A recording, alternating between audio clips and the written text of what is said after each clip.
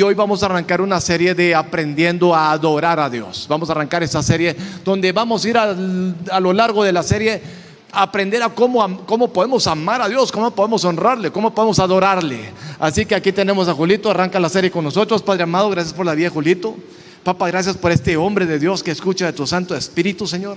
Padre, oro, mi Dios, que las palabras que tú le vas a dar provengan de ti, Señor, y que él sea como un vaso de barro que reciba y que nos dé, Señor, en tu santo nombre, Jesús, amén y amén. Con todo, Julito. Decime esta Biblia aquí o me la llevo.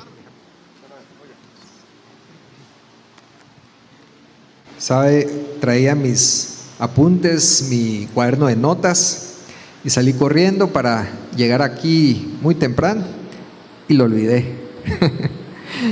Pero como es Dios el que habla, no soy yo, entonces vamos a confiar que el Señor tiene su palabra. Amén. Muy bien. Igual en el celular tengo algunas cositas que me van a servir. Esta serie que vamos a estudiar y de lo que Dios nos ha estado hablando se llama ¿Cómo adorar al Rey? Y vamos a estudiar cuál es el propósito de adorar a Dios, cuál es en sí el objetivo. Vamos a ver un poco de cuál es nuestra función en la adoración a Dios. Vamos a estudiar cuál es el corazón correcto para adorar a Dios y qué sucede cuando adoramos a Dios. Ahora quiero contarles que dentro de un proceso que Dios me permitió pasar, pues yo pasé por un divorcio. Y cuando tuve esta situación, que fue una situación bastante difícil, realmente yo sentí como que si alguien se había muerto. Realmente el dolor fue tan fuerte que entré en depresión, pero no una depresión donde uno se queda totalmente, que ya se convierte en una enfermedad, sino que era una depresión de tristeza profunda, dolor en el corazón. Y yo tenía dos opciones. En ese momento, cuando yo me voy de mi casa, sentí que perdí a mi familia, sentí que perdí a mis hijas, que es lo que más amo yo sobre la tierra, aparte del Señor, por supuesto. Sentí que perdí a mis hijas, sentí que perdí mi hogar, a mi esposa. Al mismo tiempo perdí mi trabajo, me quedé sin ingresos, me quedé sin poder trabajar. Y miren, me sentí como estaba Job. Literalmente, como cuando a Job Dios lo procesó y le quitó todas las cosas y le dio permiso a Satanás para tocarlo. De la misma forma me sentía yo en ese momento. Y entonces yo me acuerdo que leí a Job y ustedes saben qué hizo Job cuando recibió la noticia que habían muerto sus 10 hijos, cuando perdió todos sus bienes económicos, cuando lo perdió todo. ¿Saben qué hizo Job? Dice la palabra en el libro de Job, capítulo 1, que Job vino y adoró a Dios. Job 1:20. Entonces dice, Job se levantó y rasgó su manto y rasuró su cabeza y se postró en tierra y adoró. Ahora, Job no tenía acompañándolo una banda de músicos que estaban ahí adorando con Job. Tampoco no tenía una bocina con el playlist que más le gustaba, ni a alguien con un arpa como David. No, ¿cómo estaba Job? Dice que llegaron sus siervos a darle la noticia que había perdido todo, y en ese momento Job se tira al piso, se postra y adora a Dios. En otras palabras, adorar a Dios no tiene que ver con música. Tampoco tiene que ver, a veces creemos que adorar a Dios es poner las alabanzas suavecitas, cerrar los ojos y cantarlas. Pero eso no es adorar a Dios. Adorar a Dios tiene que ver con una actitud del corazón. Mi corazón, mi actitud es lo que determina si verdaderamente estoy adorando a Dios o no. Yo puedo estar cantando, miren, y levantar las manos y decir aleluya 100 veces y que cada quien se vaya con la suya, pero si en mi corazón no tengo una actitud de honra, una actitud de exaltación, una actitud de reverencia, porque el que se está presentando ahí es el Rey de Reyes, no es nuestro vecino, ni nuestro amigo, ni el cuate, es el Rey de Reyes. Y entonces cuando tú adoras al Rey de Reyes, ¿cómo debe ser tu actitud? Debe ser una actitud de adoración, de honra, de reverencia. Ustedes sabían que hay otras religiones en el mundo que tienen una reverencia total para su Dios, al punto que no importa dónde estén, 3 veces al día sacan su mantita y se hincan y se postran hasta tocar la frente en el piso y adoran a su Dios. Entonces, ¿cómo es que hay otras religiones que tienen un corazón de mayor reverencia y adoración a Dios que nosotros mismos a nuestro Dios, a nuestro Señor, al Rey de Reyes? A veces no somos, pero ni siquiera respetuosos con Dios. A veces creemos que podemos adorar a Dios acostados en la cama. Ay, es que qué pereza. Sí, voy a poner ahí mi playlist y adoro a Dios acostado en la cama porque, qué sueño. Pero, ¿sabes? La adoración a Dios tiene que ver con una actitud de honra, de respeto y de reverencia a Dios. Nosotros no podemos decir que reconocemos a Dios como nuestro Dios si no tenemos una actitud de honra y de respeto y de reverencia. Tú no puedes decir, sí, Dios es mi Dios, Jesús yo lo amo y lo adoro, pero no estás dispuesto ni siquiera a ponerte de pie y tener una actitud de honra cuando estamos adorando. ¿Sí? No estás dispuesto ni siquiera a arrodillarte y postrarte para adorar al Rey cuando Él se presenta en el lugar. Saben ustedes que en mi proceso, como les contaba, yo tenía 2 caminos en medio de mi tristeza y de mi dolor. Yo tenía 2 caminos. Uno, o me dedicaba a vivir la vida loca, parrandear, tomar, y tal vez el alcohol iba a ser mi refugio, y las mujeres iban a ser mi consuelo. O número 2, me pegaba de la mano de Dios y no me soltaba. Y tomé la decisión 2. Yo decidí pegarme a Dios. Saben, en medio de ese dolor y de la tristeza que yo tenía, no podía dormir. No dormía. Yo pasaba la noche en vela, me daba, no sé, desde la 1 de la mañana, 12 de medianoche. Abría los ojos y mi cabeza no paraba de pensar y dar 1000 vueltas. Y no dormía. Y pensaba y pensaba y pensaba. Y cuando sentía eran las 4 o 5 de la mañana y pasé la noche en vela. Al otro día con las grandes ojeras, todo demacrado. Inclusive me bajé de peso. De por sí soy un poco delgado, pero llegué a pesar 120 libras. Estaba así, con la cara, se me fueron los cachetes, estaban los puro huesito, no digamos las piernas. Pero miren, en medio de ese dolor, yo dije, Señor, yo si no me agarro de ti, aquí me pierdo y me muero, fijo. Y saben, si de todos modos no podía dormir, iba a estar 12, 1, 2, 3, 4, 5 de la mañana despierto, en lugar de estar pensando tonteras y dándole vuelta al asunto, dije, mejor me pongo a orar. Y me recuerdo que la primera noche me levanté y me arrodillé a la orilla de mi cama, había frío. Entonces me decidí arrodillarme sobre la cama y ahí empecé a adorar a Dios, empecé a orar. Y ahí empecé a buscar el refugio de mi dolor en Él. Empecé a buscarlo a Él como mi refugio, como mi roca que me sostuviera en medio de todo lo que estaba pasando. Y entonces empecé a orar y pasé la noche y amanecí orando a Dios. La primera noche, después la segunda noche.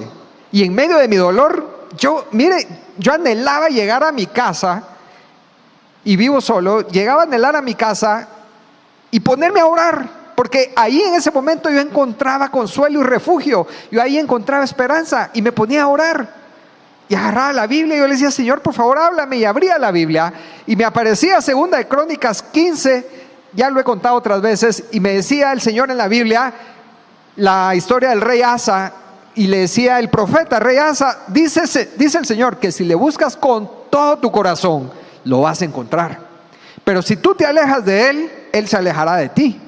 Entonces yo dije: Señor, me estás hablando. Y yo, mire, me tomé esa palabra genuina para mí. Yo decía: Señor, tú me estás hablando que si te busco con todo corazón, te voy a encontrar. Y empecé una búsqueda del Señor intensa, y empecé a buscar al Señor en las madrugadas, en las noches, a toda hora. Tenía un televisor nuevo que había comprado y mi hija pasó corriendo y ras, pa, se quebró.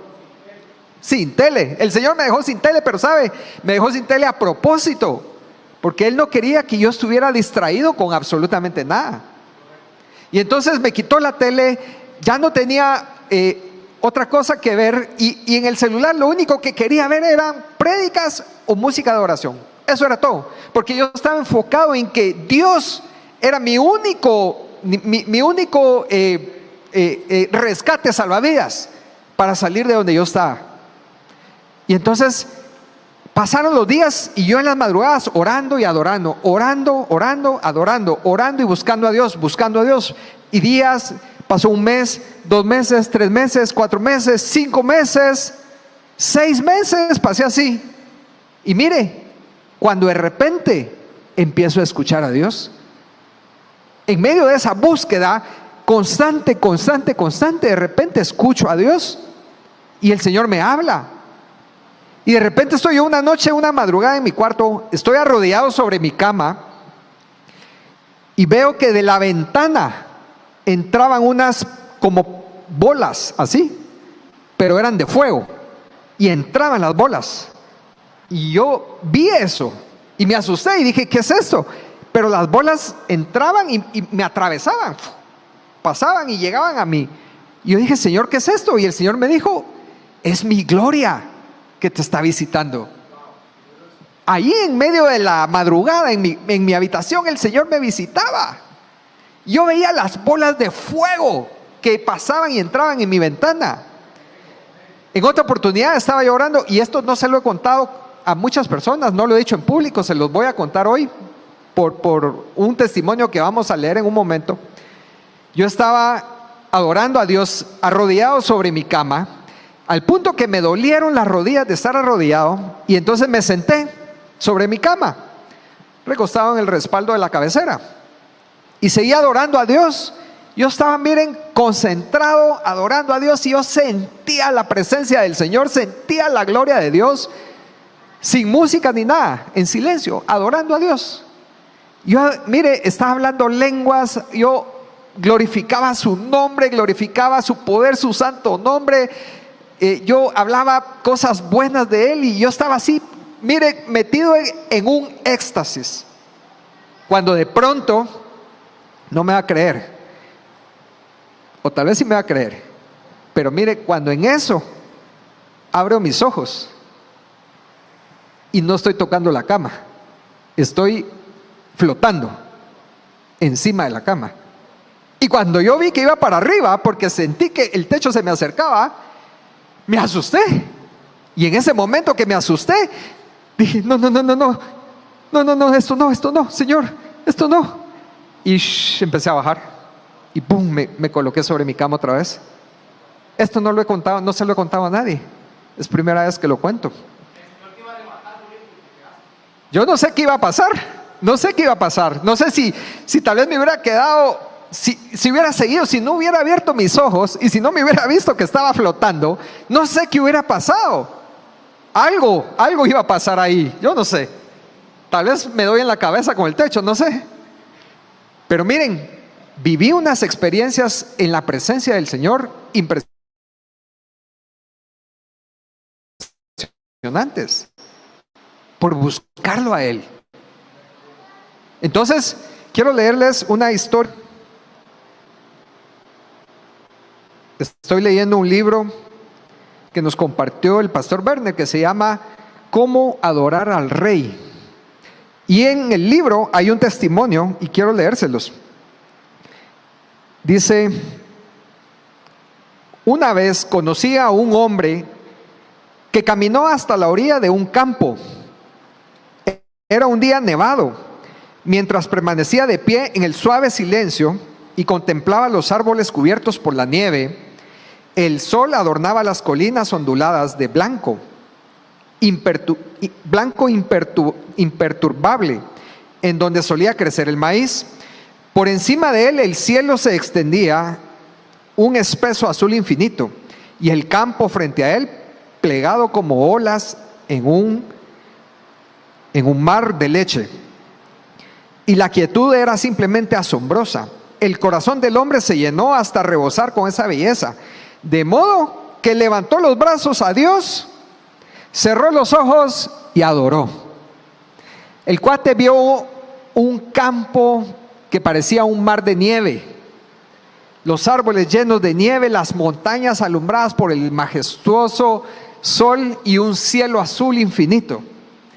Y cuando el hombre vio esto, en su corazón se llenó de gozo, y lo único que pudo hacer fue adorar a Dios. Y dice, no estaba solo. Él no puede recordar cuánto tiempo pasó, ni describir la sensación que experimentó cuando Dios se inclinó y lo visitó. Dice, su alma resonaba con gozo inefable mientras se adentraba la plenitud. ¿Plenitud? ¿Cómo se puede explicar la sensación de entrar en unidad con el Dios vivo? Y eso es lo que yo he sentido cuando adoro a Dios. Siento que me vuelvo uno con Dios. Y esto era lo que estaba sintiendo este hombre. Dice, plenitud, dice, ¿cómo se puede explicar la sensación de entrar en unidad con el Dios vivo? Se siente como vida electrizada. Perdió la noción de sí mismo, así como perdió la noción del tiempo. Pero en algún momento tuvo conciencia de una extraña, vertiginosa ingravidez. Le explico. Llegó un momento en que no sentía el efecto de la gravedad sobre su cuerpo y tuvo cierto vértigo. Dice, tuvo noción de sí mismo, así como perdió la noción del tiempo. Pero en algún momento tuvo conciencia de una extraña y vertiginosa ingravidez. Luego hizo algo que desde entonces desearía poder deshacerlo. Abrió los ojos. Al mirar hacia abajo, notó que sus botas estaban a 3 pies del suelo. Estaba flotando a 1 metro.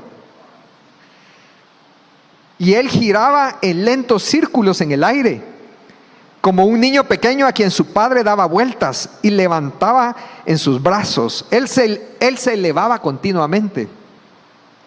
Sucedió tan rápido que no tuvo tiempo para controlar su reacción. El hombre se asustó y tan pronto como lo hizo, comenzó un lento descenso hacia la tierra, cubierta de nieve, hasta quedar solo, nuevamente en la colina.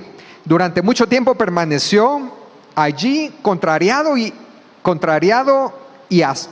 lleno de asombro y pesar. ¿Qué acaba de ocurrir? Dios lo había alzado en sus brazos para danzar. ¿De qué se perdió por abrir sus ojos? Las historias de Enoc, Elías y Jesús pasaron por su cabeza. ¿Estuvo a punto de transfigurarse? ¿Estaba ascendiendo en las nubes como Jesús? ¿Estuvo a punto de ser arrebatado como Enoc? ¿Quién lo sabía? ¿Quién lo sabría jamás? Ahora él estaba en la tierra otra vez, seguro en las certezas del mundo al que estaba acostumbrado. Debería de haberse sentido aliviado, pero su corazón estaba inquieto y apesadumbrado. Debería haberse apresurado a contarle a todos si alguien le hubiera creído. Saben, cuando yo leí esta historia, me recordé la experiencia que yo tuve, mi testimonio de esta noche que estuve orando y adorando a Dios. Y dije, Señor, no estoy loco. Pensé por un momento que tal vez me estaba volviendo loco. Por un momento creí que tal vez me había hecho mal la cena, o de repente los champiñones no eran champiñones, sino eran alucinógenos, no sé. Yo no sabía qué estaba pensando, pero ahora que leí esto dije, Señor, no soy el único que me ha pasado. Es más, cuando vemos la historia de Felipe, dice que Felipe, después de que bautizó al eunuco, al instante desapareció y apareció en otro pueblo 40 kilómetros a la distancia. ¿Perdón? En Azoto. En otras palabras, Felipe fue traspuesto. Dios lo agarró, se lo llevó y lo apareció a 40 kilómetros de distancia. Entonces les pregunto yo, si estos son los milagros que están escritos en la Biblia, ¿por qué no puede pasar conmigo? O contigo. Puede pasar con cualquiera de nosotros. Amén. ¿No será que nos estamos perdiendo de algo precioso? ¿No será que nos estamos perdiendo de las maravillas de Dios? ¿No será que Dios tiene grandes maravillas, misterios que nos quiere entregar? Pero tal vez está esperando que alguien tenga un corazón correcto delante de Dios. Que alguien diga, papá, yo quiero, aquí estoy. Yo quiero experimentar eso. Amén. Saben, el domingo pasado la adoración estuvo preciosa y quiero pedirle a Minor que pase por acá un momentito. Minor estaba tocando la batería el domingo pasado y tenía puestos sus audífonos y nos contó un testimonio que nos sorprendió. Contándome. Gracias, Julito.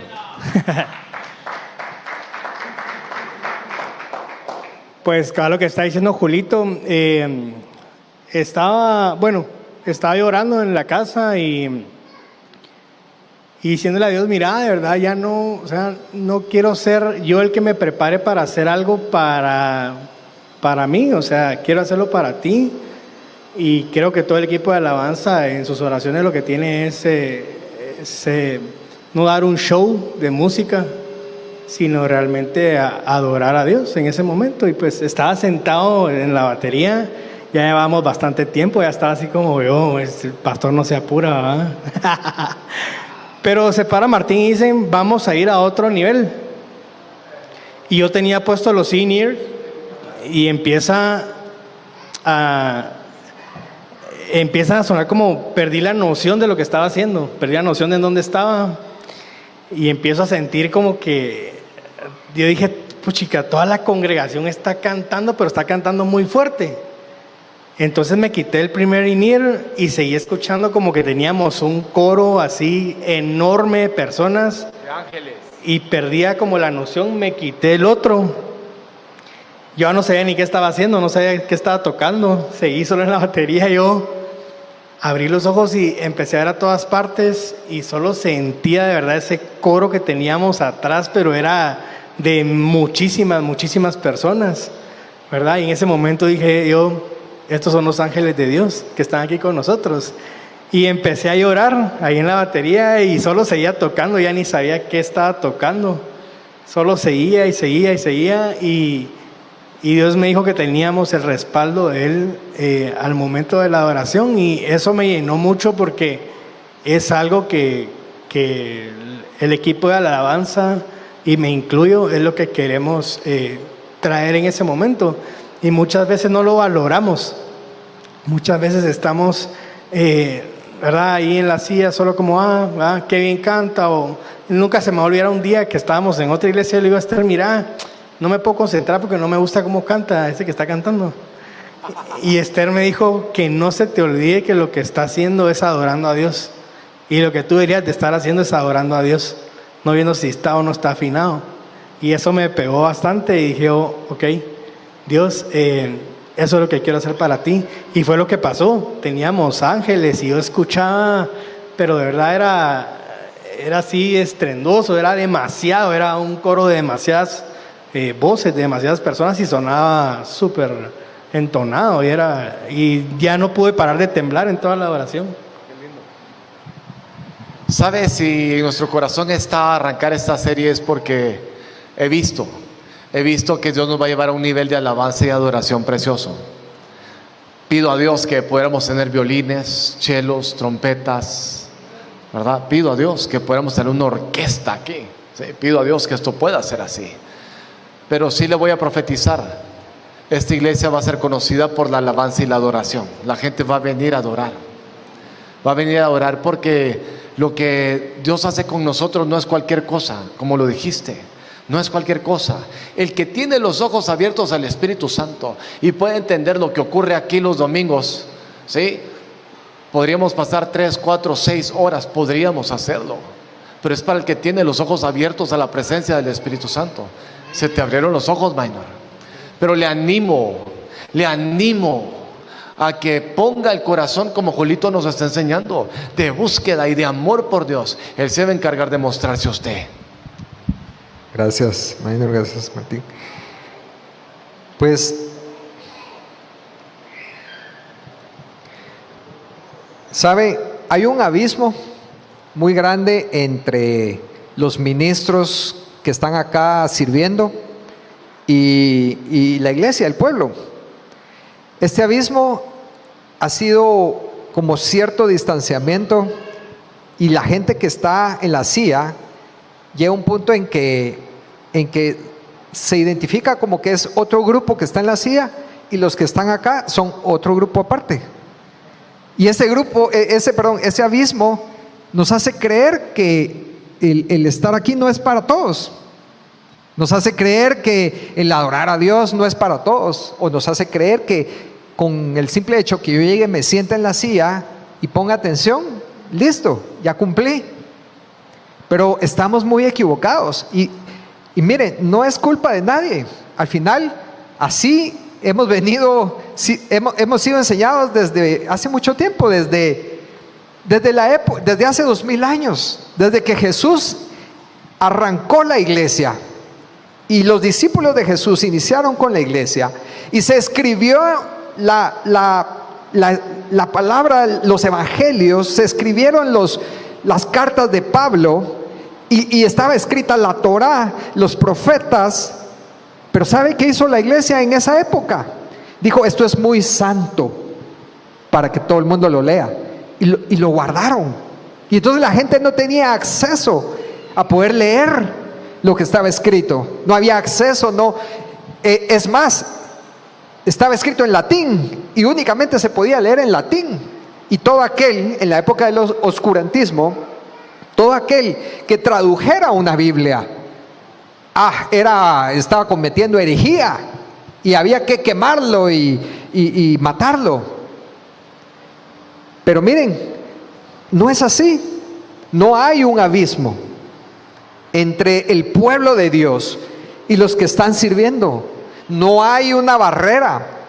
¿Sabe? Cuando hemos estado adorando a Dios, yo he estado varias veces, me ha pasado esto, que estoy ahí en la silla adorando a Dios, conectadísimo con Dios, porque cuando yo vengo a adorar a Dios, no estoy pensando en mi vecino, no estoy pensando en quién vino, quién no vino, no estoy pensando en nada, no me estoy distrayendo, estoy adorando a Dios. Y cuando tú estás adorando a Dios, esto es hola, sí, esto es algo entre tú y Dios. Pues yo estaba en la silla y de pronto veo una nube espesa sobre toda la iglesia. Y cuando veo esa nube espesa, veo como que se abre la nube y en medio de la nube miro una gran silla gigante. Y la silla desciende sobre la iglesia y cuando veo es el trono de Dios. Mire, esto lo vi aquí en la iglesia. Y veo el trono de Dios en una visión y el Señor nos visita. Yo dije, Señor, tú estás aquí. Y estoy llorando y estoy que no lo puedo creer porque el Señor nos está visitando. Y de repente veo al Señor Jesús caminar, veo su espalda caminar en medio de los pasillos. Y veo al Señor Jesús caminando y yo dije, Señor, tú estás aquí. Y estoy llorando, pero llorando así descontrolado, porque Jesús nos visita. Y de pronto se me acerca el Señor y me habla y me dice, ¿y acaso no te visito en tu cuarto, en tu habitación? ¿Y acaso no estoy ahí contigo? ¿Por qué te sorprendes? Me dice. Yo dije, Señor, tienes toda la razón. Y a veces nos sorprendemos porque vemos así una cosa gloriosa. Pero el Señor te visita en tu carro cuando vas adorando a Dios. Ahí en el tráfico. Y vas hablando con el Señor y de repente estás conectado con Dios. El Señor te visita ahí. Ahí va Él contigo. O de repente estás en la ducha adorando a Dios. Ahí te visita el Señor y te habla. O estás en tu habitación y estás buscando y adoras a Dios. Ahí te visita el Señor. Pero ¿sabe? Cuando el Señor me mostró que el trono de Dios descendía sobre la iglesia, lo he visto en varios lugares, lo vi también en otra iglesia. Y eso me recuerda a Mateo, una escritura que está en Mateo 20, que dice: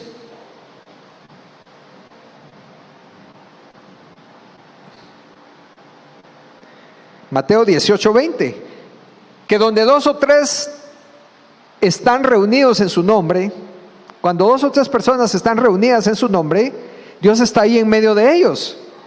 Entonces Dios no está viendo, esta es la tarima, de aquí para acá sí me presento, pero de ahí para allá no, porque ahí está la iglesia, el pueblo. No, Dios no está diciendo, aquí está el clero y ahí están los laicos.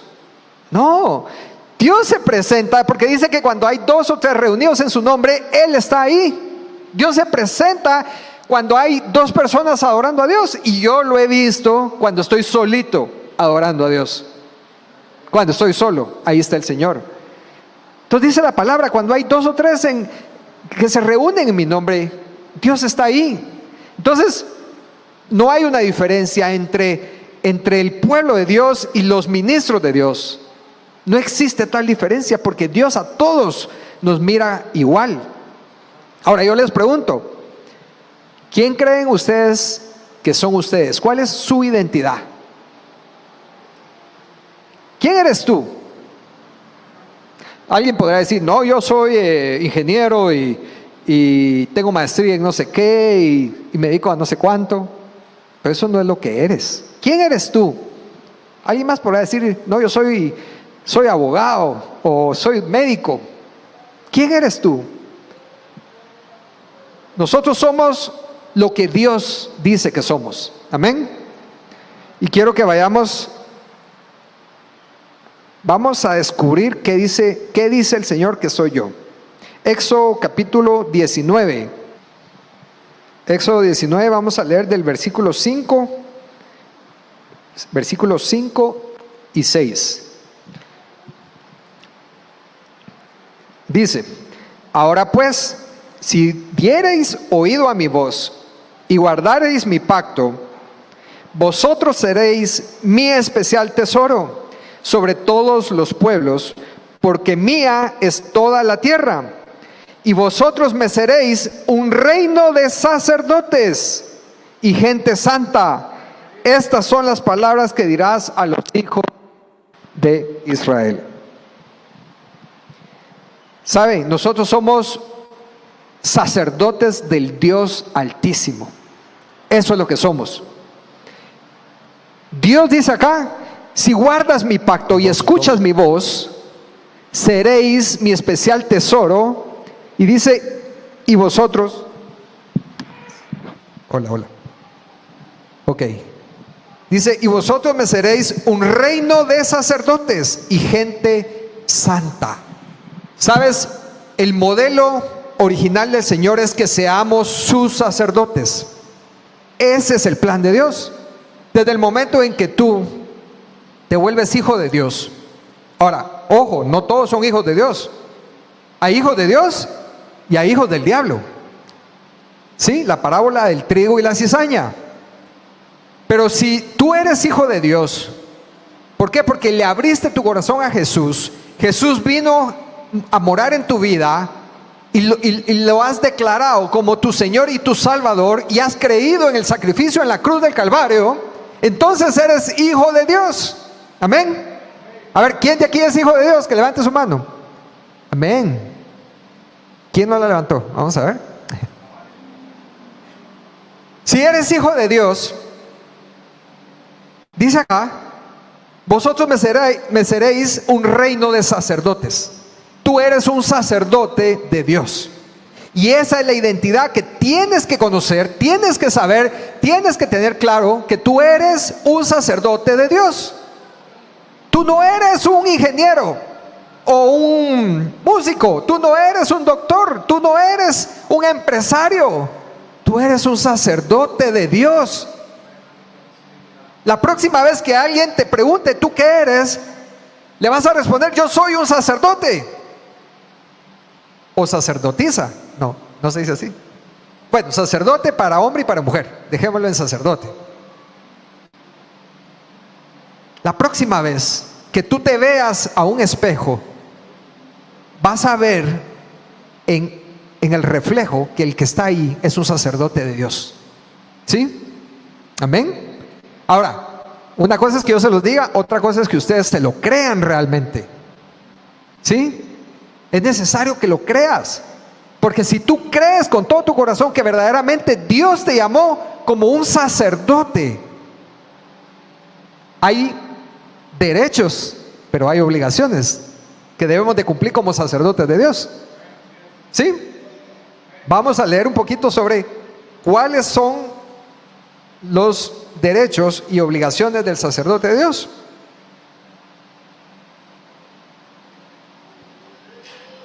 Antes de eso quiero leerles primera de Pedro 2:5. Dice, vosotros también como piedras vivas, sed edificados como casa espiritual. Nosotros somos también una casa espiritual. Dice, sed edificados como casa espiritual.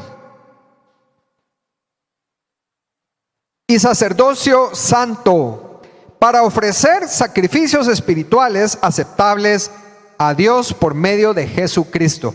¿Qué somos? Dice sacerdocio santo. Tú eres un sacerdote santo. Tú tienes un llamado al sacerdocio. Somos sacerdotes santos de Dios. ¿Y para qué somos sacerdotes? ¿Para qué somos sacerdotes? Dice ahí, para ofrecer sacrificios, en otras palabras, adoración. Para ofrecer sacrificios espirituales aceptables a Dios por medio de Jesucristo. Nosotros somos sacerdotes y hemos sido llamados y escogidos como sacerdotes para poder adorar a Dios, para poder ofrecerle sacrificios al Rey de Reyes, al Señor de Señores. Amén.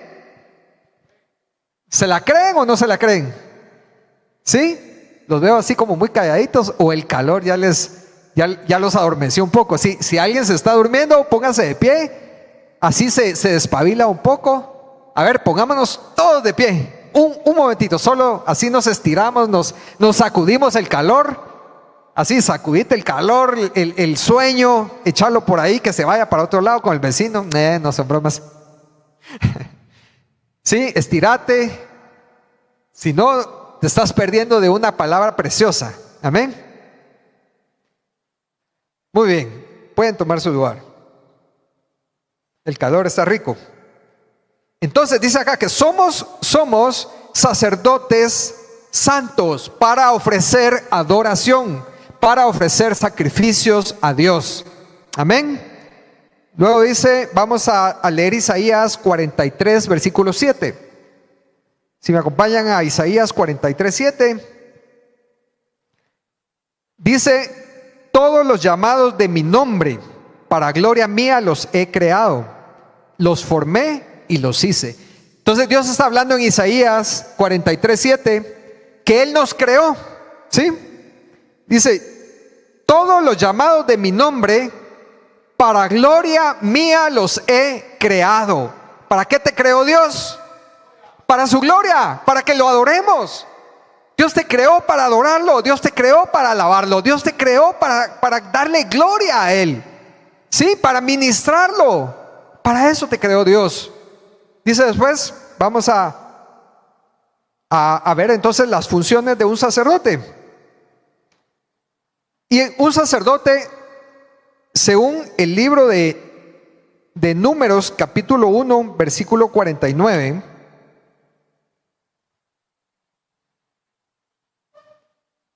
en la historia, todos recuerdan al becerro de oro. Cuando Moisés sube y recibe los 10 mandamientos y el pueblo se queda esperando abajo, dice que hicieron un becerro de oro y lo empezaron a adorar.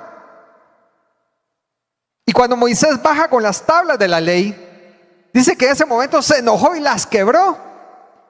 Y se llenó de ira porque Dios iba a matar a todo el pueblo. Y entonces vino Moisés y dijo: los que estén con Dios se paran conmigo de este lado. ¿Y saben quiénes fueron los únicos que se pararon del lado de Moisés? La tribu de Leví, los levitas. Y gracias a que ellos honraron a Dios y se pararon del lado de Moisés, Dios los consagró y los nombró sacerdotes. Y entonces la tribu de Leví fue la tribu escogida para ministrar a Dios. Fueron los escogidos para ministrar en el tabernáculo de Dios. Fueron los escogidos para llevar el arca del pacto, de la presencia de Dios.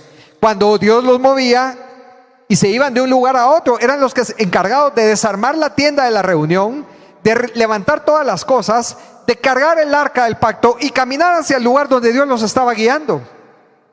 Y al llegar al lugar, volvían a armar el arca del pacto, volvían a poner todas las cosas en su lugar, la tienda de reunión, y estaban listos para ministrar a Dios. Esa era la función de los levitas, poder estar en la presencia de Dios. Pues quiero leerles: solamente no contarás a la tribu de Leví, ni tomarás la cuenta de ellos entre los hijos de Israel, sino que pondrás a los levitas en el tabernáculo del testimonio y sobre todos sus utensilios y sobre todas las cosas que le pertenecen. Ellos llevarán el tabernáculo y todos sus enseres, y ellos servirán en él y acamparán alrededor del tabernáculo. Y cuando el tabernáculo haya de trasladarse, los levitas lo desarmarán, y cuando el tabernáculo haya de detenerse, los levitas lo armarán, y el extraño que se acercare morirá. Los hijos de Israel acamparán cada uno en su campamento y cada uno con su bandera por sus ejércitos, pero los levitas acamparán alrededor del tabernáculo del testimonio para que no haya ira sobre la congregación de los hijos de Israel, y los levitas tendrán la guarda del tabernáculo del testimonio. E hicieron los hijos de Israel conforme a todas las cosas que mandó Jehová a Moisés, y así lo hicieron. Entonces, ¿cuál es la función de los sacerdotes? Dice: preparar el tabernáculo, preparar la tienda de la reunión, moverse cuando Dios dice que se tienen que mover. Ahora, ¿saben ustedes que la palabra dice que nosotros somos el tabernáculo? Y eso está en Hechos capítulo 15 y en el libro del profeta Amós, Hechos 15 del 12 al 18. Quiero leerse. Dice: entonces toda la multitud cayó y oyeron a Bernabé y a Pablo, que contaban cuán grandes señales y maravillas había hecho Dios por medio de ellos entre los gentiles.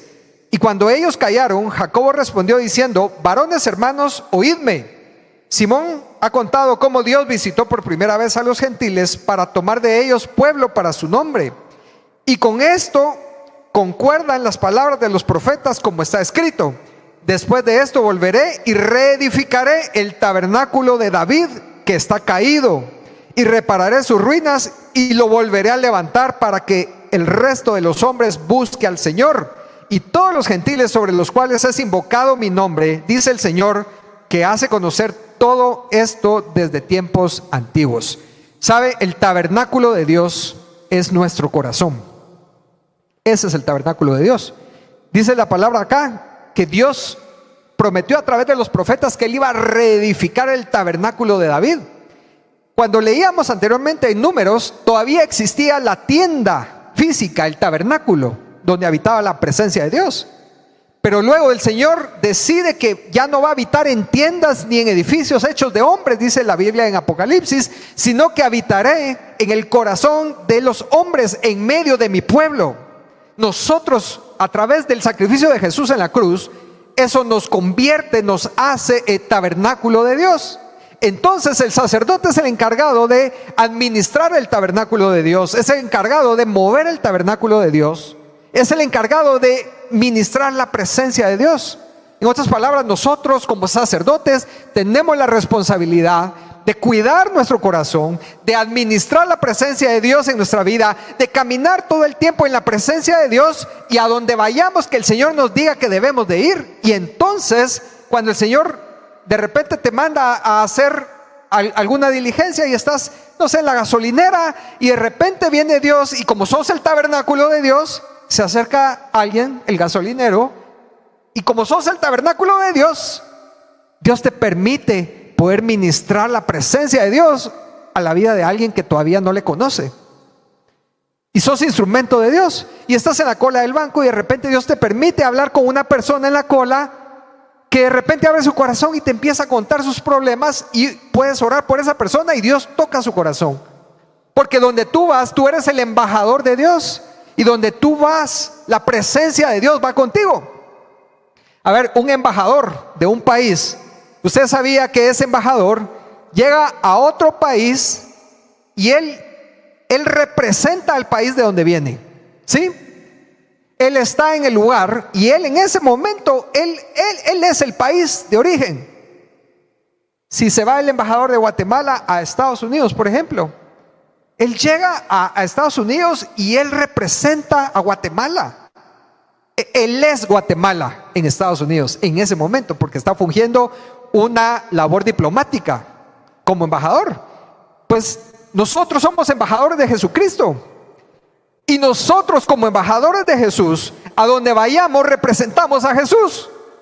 Representamos el reino de Dios. Entonces tú entras a un banco y el reino de Dios entró a ese banco. Tú vas a un restaurante y el reino de Dios va contigo y entró al restaurante. Tú vas a alguna casa y te reciben y el reino de Dios visita esa casa y tú estás ahí. Pero tú representas a Dios, porque esa es nuestra labor como sacerdotes, ¿sí? Entonces, la otra función como sacerdotes es llevar la presencia de Dios. En Deuteronomio capítulo 10, versículo 8 al 9 dice: en aquel tiempo el Señor designó a la tribu de Leví para llevar el arca del pacto y estar en su presencia, y para ministrar y pronunciar bendiciones en su nombre, como hasta hoy lo hacen. Por eso los levitas no tienen patrimonio alguno entre los hermanos, entre sus hermanos, pues el Señor es su herencia. Dice arribita: en aquel tiempo el Señor designó a la tribu de Leví para llevar el arca del pacto y estar en su presencia. Dios nos llama a estar en su presencia.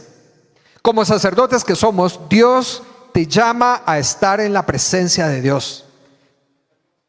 Si tú no estás caminando en la presencia de Dios, si tú sales de tu casa corriendo, ni siquiera te dio tiempo de decirle buenos días al Señor, y te subes a tu carro y vas rápido a tu trabajo, ¿qué pasó con la presencia de Dios? No la buscaste. Pero como sacerdotes, Dios nos ha llamado a buscar la presencia de Dios. Tú deberías de levantarte 45 minutos, 30 minutos antes de tu hora habitual para arrodillarte y buscar a Dios, buscar su presencia. Luego sales de tu casa y vas lleno de la presencia de Dios. Vas en tu carro y vas lleno de la presencia de Dios. El Señor va contigo. Llegas a tu trabajo y el Señor está ahí contigo. Y entonces puedes hablar con tu compañero, con tu compañera, y Dios te revela cosas para esa persona. Dios te empieza a usar en lo profético. Dios te empieza a usar para orar por tu amiga que estaba enferma, por alguien que está cautivo en cadenas, en esclavitud. ¿Por qué? Porque la presencia de Dios va contigo todo el tiempo.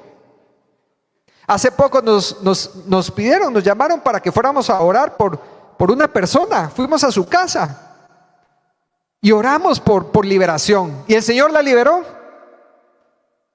Pero antes de orar, el Señor me dice, me da una palabra para esta persona y me dice: no ha perdonado, me dijo. Entonces le hablé del perdón. Cuando le hablo del perdón me dice: no, eso sí que no, yo no voy a perdonar. Y le explicamos que si no perdonaba, estaba atada a ese problema, a esa persona, y que Dios la quería hacer libre. Finalmente decide en su corazón perdonar, y oramos, y fue libre. Dios hizo un milagro en su vida, al punto que decía: me siento más liviana, como que me quitaron un peso de los hombros, porque el Señor la visitó. Pero si uno no está en la presencia de Dios, vas a orar por alguien y no pasa nada.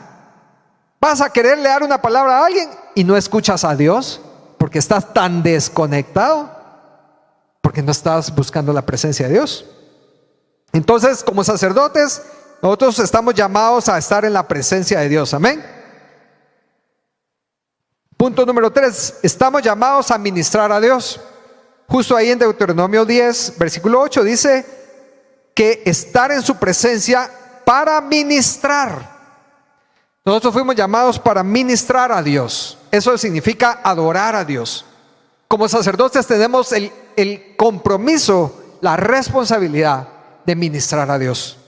Muchas iglesias se han enfocado en ministrar a la gente, pero se han olvidado de ministrar a Dios primero. A Él servimos, a Él adoramos, a Él ministramos. Si tú adoras a Dios, si tú ministras a Dios, el Señor desciende, su trono desciende en ese lugar y el Señor ministra a la gente. El Señor ministra a la iglesia, al pueblo. Pero si tú no buscas a Dios, no ministras a Dios, tú no eres mejor que Dios. No creas que vas a ir a ministrar a alguien y lo vas a hacer mejor que el Espíritu Santo. Te tengo una noticia: no lo vas a hacer mejor que el Espíritu Santo. Ministra a Dios y Dios va a ministrar a la gente. Amén. ¿Estamos aprendiendo? Vamos al punto número 4. Recordemos que adorar a Dios no es la música suave y cantar suavecito.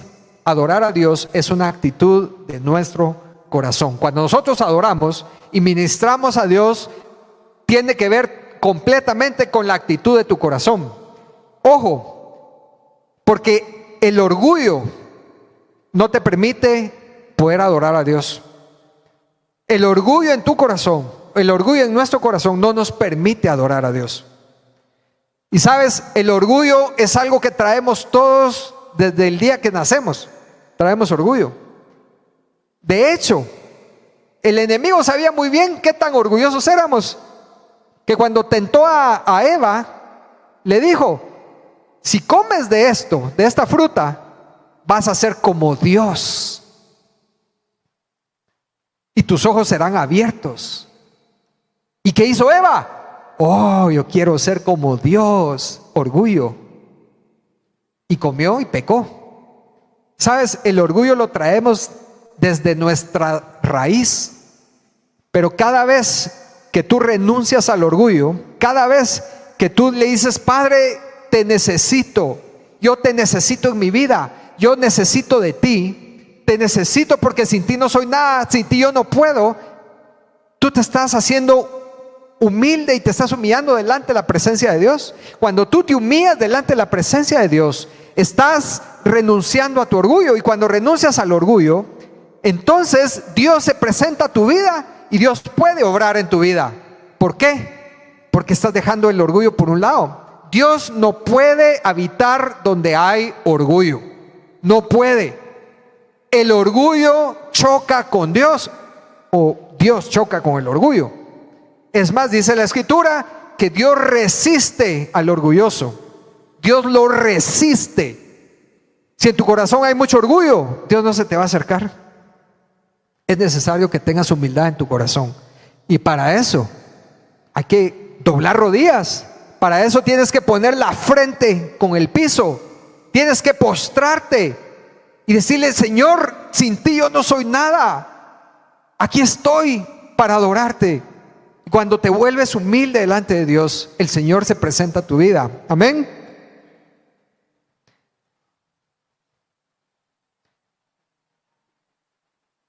El paso número 3, o la función número 3 como sacerdotes de Dios, es bendecir al pueblo. Nosotros tenemos la responsabilidad como sacerdotes de Dios de bendecir a otra persona. Y quiero leerles en Números capítulo 6, versículo 22, Números 6, 22. Bendecir a Dios no es solamente decir: ay, qué bendecido estuvo el servicio hoy, o ay, cómo me bendice tu amistad. Realmente bendecir a alguien es mucho más que eso. Bendecir a alguien es cuando nosotros hablamos palabras de bendición. Tú puedes bendecir a tu familia, tú puedes bendecir a tus hijos, y tú puedes hablar bendición sobre tus hijos y decirles: hija, te bendigo en el poderoso nombre de Jesús.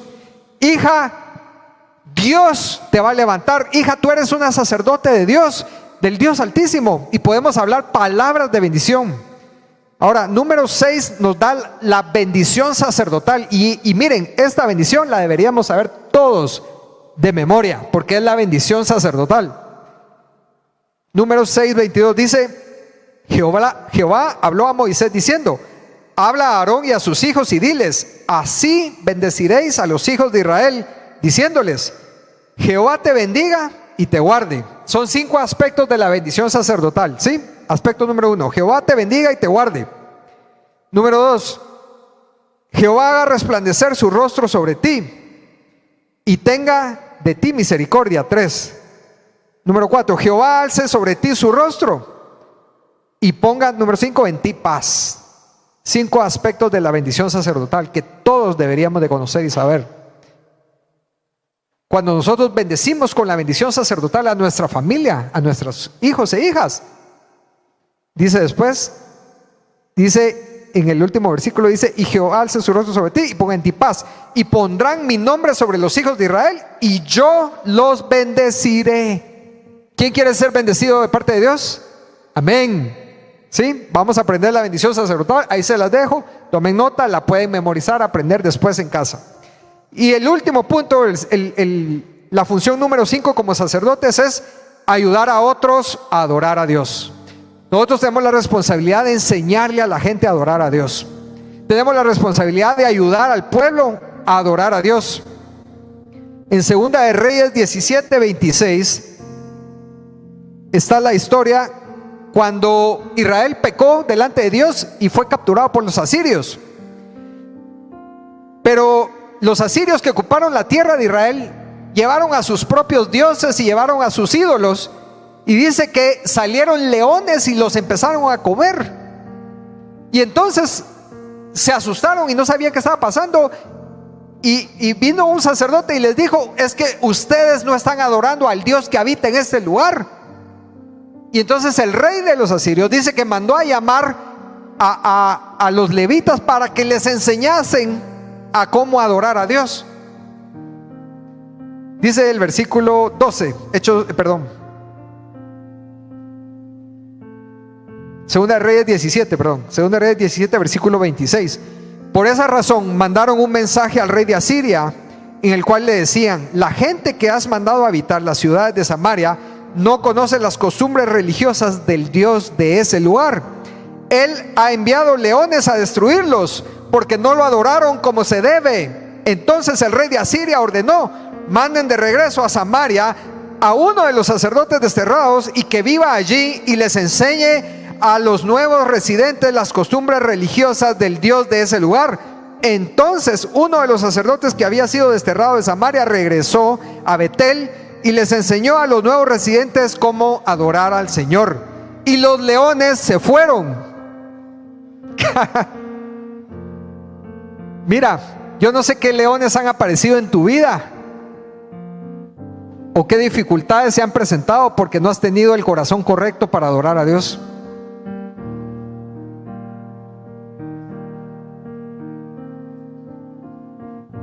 Tal vez no has tenido un corazón correcto para honrar al Rey de Reyes, al Señor de Señores, al Dios Todopoderoso. Y Dios ha enviado leones para atormentarte, porque no has sabido adorar a Dios. Yo cuando leí esto me impactó, mis hermanos. Me impactó que el tener un corazón irreverente delante de la presencia de Dios me puede ocasionar problemas serios.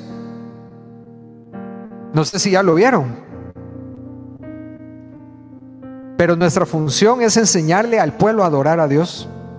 Como sacerdotes, nuestra función es enseñarles a poder adorar al Rey de Reyes. Tú no puedes adorar al Rey de Reyes con una actitud irrespetuosa o irreverente, no puedes. Y sabes, yo le quisiera pedir al equipo de alabanza que adoremos al Señor antes de terminar el servicio. Pero te quiero invitar que lo hagas con un corazón genuino y sincero.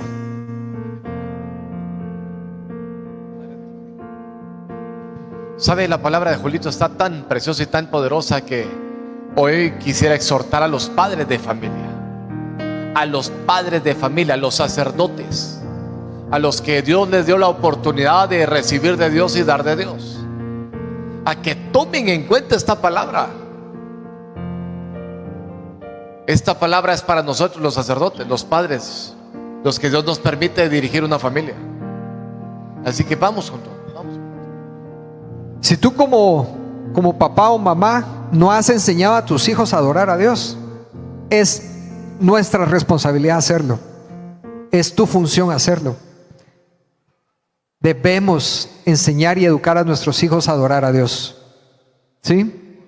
Porque Dios puede estar enviando leones a tu familia si en tu familia no han aprendido a adorar a Dios. ¿Sí? Si en tu empresa no han aprendido a adorar a Dios, Dios puede estar enviando leones a tu empresa.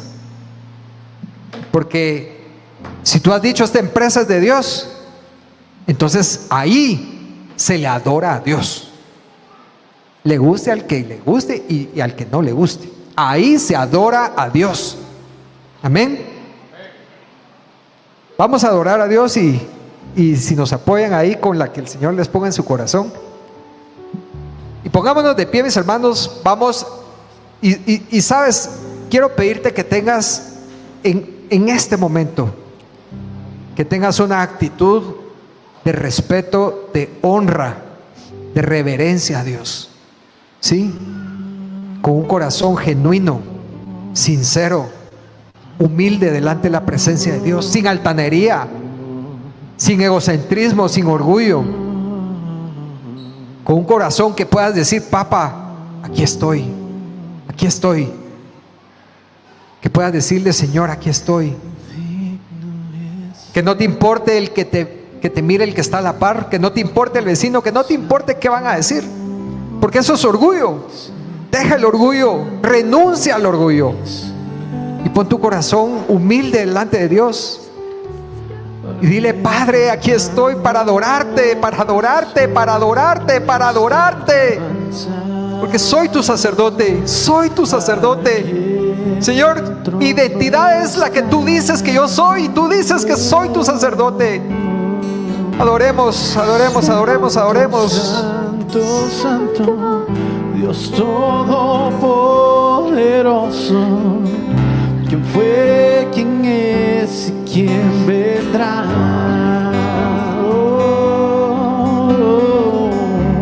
La creación hoy canta y damos gloria a Él. Tú eres digno por siempre y siempre.